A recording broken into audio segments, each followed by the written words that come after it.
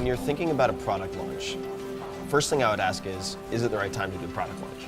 So if your product isn't figured out, if you can't fill the orders, now is not the right time to be on TechCrunch, in my opinion, or in any other major media outlet. Once you're in a major media outlet, they're not going to cover you again for some period of time or ever. If you're in the business section of the New York Times, they're not going to cover you 4 weeks later when your product is better and you're ready. So make sure that you pick your timing.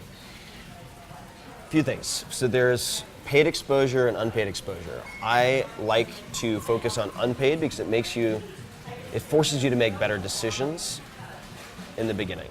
So I would read, as I always say, The 22 Immutable Laws of Marketing, 1,000 True Fans, written by Kevin Kelly. I would also read best-selling book PR and Publicity, I think it is, by Rick Frischman, Frishman. All of the techniques apply to more than books. And learn to tell the story. What are you focusing on? Are you using yourself to tell the story and then the product is associated? Is it a trend piece? Are you trying to tie what you're doing into a greater trend, which is a very effective way of getting media? In which case, you're going to need other examples. You need to get comfortable with bringing in sort of cooperative competitors to create that trend piece. Learn the art of the pitch and of messaging. Only once you have figured that out would I say then you go out and you pay to acquire people. Because now, if your messaging is off, it's costing you money. First-time entrepreneurs tend to miscalculate is everything. What I mean by that is optimism has a place, but I think even more so for the first-time entrepreneur, you need to be pragmatically pessimistic. What I mean by that is you need to define all of the worst-case scenarios in terms of financial loss, time loss, etc. Look at what you will learn if that happens and accept and come to terms with that before you ever start. If you don't do that and you go straight into battling the world, trying to conquer the world with rose-colored glasses on, the first time you hit a major hiccup, you're going to become really demoralized and you will quit. So optimism, all that rah, rah, rah, that's awesome. But you need to hope for the best and prepare for the worst before you ever get started. I always recommend that. You need to be able to sell. Whether it's Kickstarter, whether it's New York Times, whether it's your local newspaper, you need to be able to communicate effectively and sell, which is why when entrepreneurs ask me for books to read outside of business books, I say On Writing Well, Bird by Bird, all books on writing, improving communication. David Ogilvy on advertising, study print ads where you have very little space. I think those are all very, very effective. The best entrepreneurs I've ever met are all good communicators. It's perhaps one of the very few unifying factors. They're exceptional communicators. Practice is the only way to get better at communicating. And practicing speaking does not provide you generally with something to review later, which is why the written word is so powerful. Yeah. Writing is thought crystallized on a piece of paper that can then be reviewed. It's very difficult to do that with speech, which is why I recommend people focus on honing their skills in writing. And take time to study good direct response ads. Take time to, for instance, maybe develop a swipe file. So one of the things that I did for years is anytime I bought something, I would identify the ad, the phone call, the print ad, the offer, whatever it was that made me decide to buy it, and I would either cut it out or record it, put it into Evernote, whatever it might be, and save it. So I had a record of everything that I bought and why I bought it. That's really cool. And then I could go back and review it, and I'd be like, oh, looks like I fell for this, this, and this. Not in a bad way, but it looks like this tipped me from or not interested to, yeah, I'll spend $550, $500, $5,000 on that. Yeah. I save all that.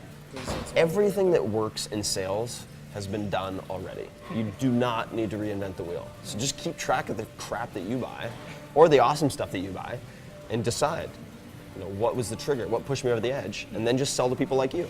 That's what I do. It's really easy. People are like, who's your market? I'm like, well, I'm a 30-something SF-based tech-savvy male, so why don't I just sell to those people? It makes it a lot easier than trying to guess. It's very easy to be seduced by doing things efficiently, trying to do a lot of things well, I don't believe that's the most important thing. The most important thing is picking the right things to do in the first place. And that's being effective versus just being efficient. So within a startup, it's success, I don't think, is measured by how many things you can do at once. It's measured by how effectively you're able to pick the one or two things that are the highest priority. And there's always going to be a seduction to get distracted and focus on 20 things at once. And the most effective entrepreneurs I know are very good at focusing on one or two things and either eliminating the rest or delegating it to other people or outsourcing it, so it's not done within the team, but it's actually to third parties. I only invest in things that I understand and things that I use or would use myself. This is really, really, really important. Anytime I step outside of that is usually when the universe kicks me in the nuts really hard and I lose my money. I think it's critical to, as an entrepreneur, scratch your own itch. It increases the odds of success or the probability of success. And then as an investor, I look for people who are scratching their own itch.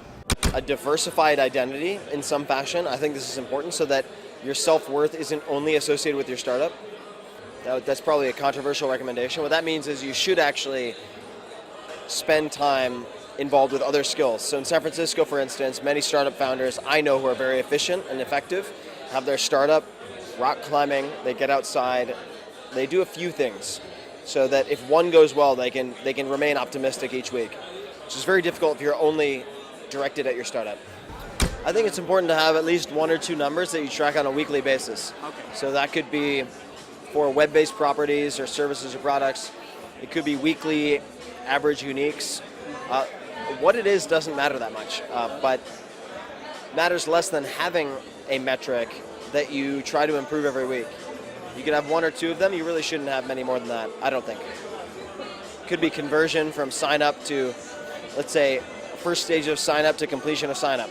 There are many different metrics that you can use, but I think that to keep the team focused, especially in a small company, it's very important to have one or two that you focus on a weekly basis. I think failure would be a big piece, even though I view failure differently than I think many people. I view it as a feedback mechanism, but if you look at even, let's say, the 4-hour work week, didn't start off called the 4-hour work week. It was also turned down by 26 out of 27 publishers, and hopefully pretty soon it'll be celebrating 4 years unbroken on the New York Times bestseller list. And I like to, whenever possible, illustrate those failures because everyone will face failure or mistakes. And those are the divergent points from which they can either go in a good direction or a bad direction. And I want to illustrate that oftentimes the finish line is only 100 feet from where you stand, but it might seem that you need to know what your unique strengths are and be willing to delegate. So I would say that the question of whether you should take a skill, learn it yourself, delegate it to someone else, or hire a new team member are determined by having a very accurate self-assessment and assessment of your team's skills. Not only what you can do, but what you should be doing. That's very important. So if you're a startup CEO or founder and you have a team of, say, 2 to 10 people,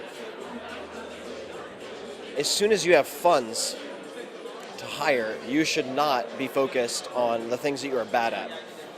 Sounds very, very intuitive, but it's not, because you might have enough time to do those things, but the question is, do you have the attention to dedicate to those things so they're not an interruption?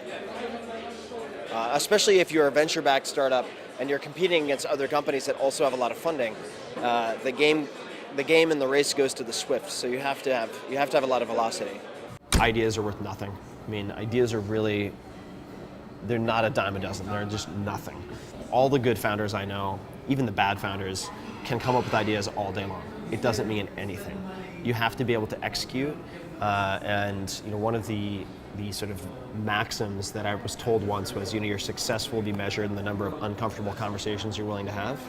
So I often get asked if an entrepreneur should, say, start a business based on one of their passions, or if they should find the most attractive market opportunity and build a business out of that, whether they like it or not.